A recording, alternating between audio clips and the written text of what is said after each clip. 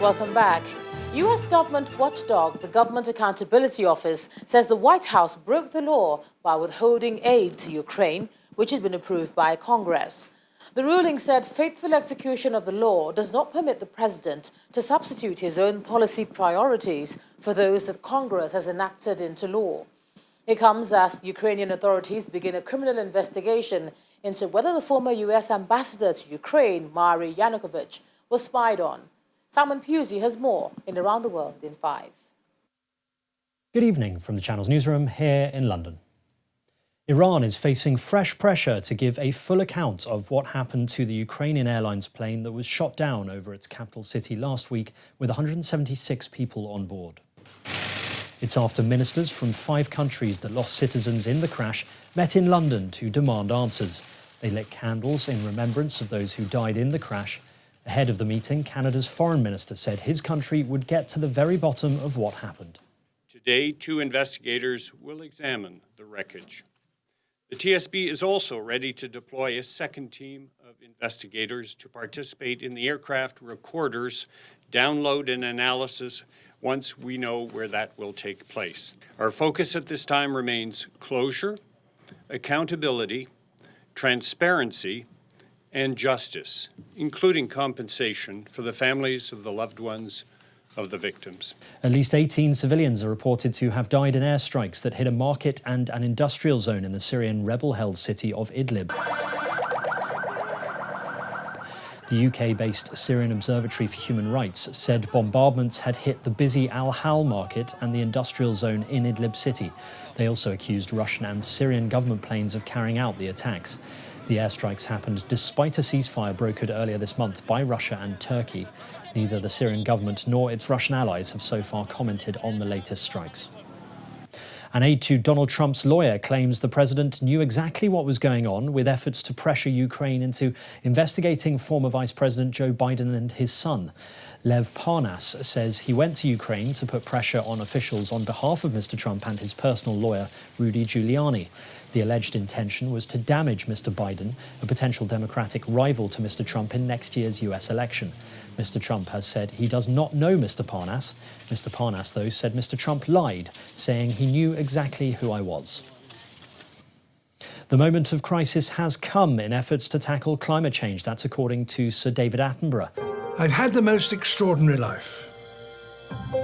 It's only now that I appreciate how extraordinary. The renowned naturalist and broadcaster warned that we have been putting things off for year after year. Sir David's comments come in an interview to launch a year of special coverage on the subject of climate change. He's highlighting the fact that while climate scientists are becoming clearer about the need for a rapid response, the pace of international negotiations is grindingly slow. I think that the nations of the world, and particularly young people in the nations of the world, can see the writing on the wall rather more clearly than perhaps elder people who are set in their ways and set in their opinions and don't want to shift, and for whom it is easier to say, oh no, don't worry about that. I mean, it'll happen, we'll have you. That no longer holds. Young people realise that that's not the case. Young people realise that there are serious problems facing us unless we change our ways.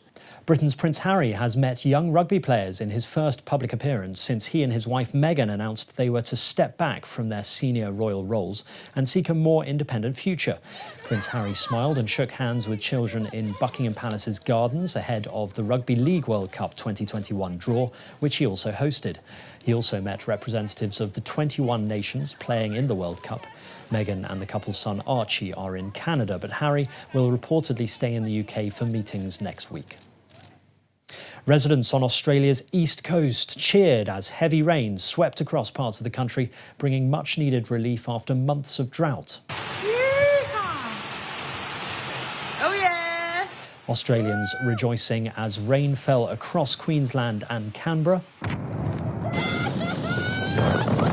And residents in Winton also celebrated in the mud as much-needed rain soaked once dry fields.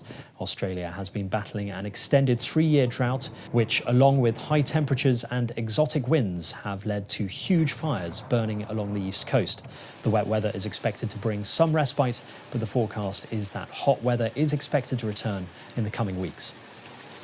And finally, one of the most extreme races on Earth, called La Grande Odyssey dog sleigh competition, has started in the French Alps. First introduced back in 2005, the race sees 23 drivers and 300 dogs compete across 9 stages.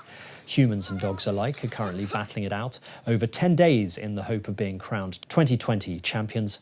In freezing snow and icy winds, the dog sleigh teams will cover around 400 kilometres in total. And that's your international news around the world in 5. Thanks a lot, Simon. To sports now, and here's Charles Aruka.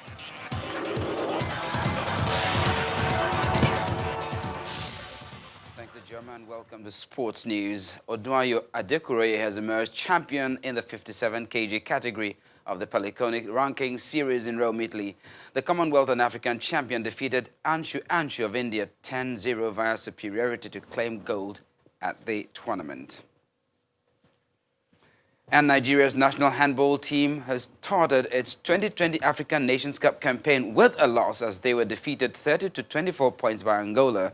Nigeria started the match slowly as they lost the first half 17-10, but the second half comeback, which earned them a 14-3 at 13 points, was not enough to undo the slow start to the first half. They'll be playing Gabon next.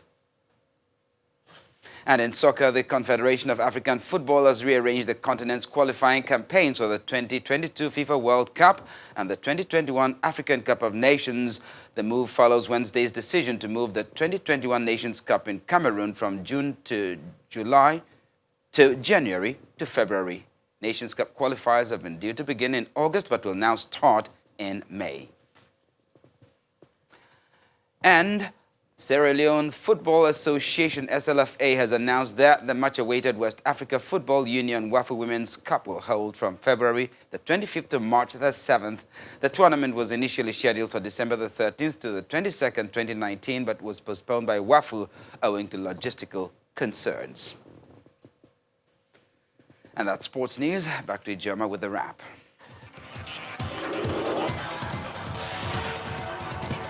Thanks a lot, Charles. Just to tell you quickly that your award-winning station, Channels Television, will tomorrow, Friday, January the 17th, between 7 and 7:55 p.m., round off its special program on the 50th anniversary of the end of the Civil War, which focuses on healing, reconciliation and reintegration with a panel discussion. So do join us at that time, shown on the screen, as we bring you that special discussion. And the main news again, another video emerged showing more young Nigerian ladies stranded in Lebanon appealing for assistance.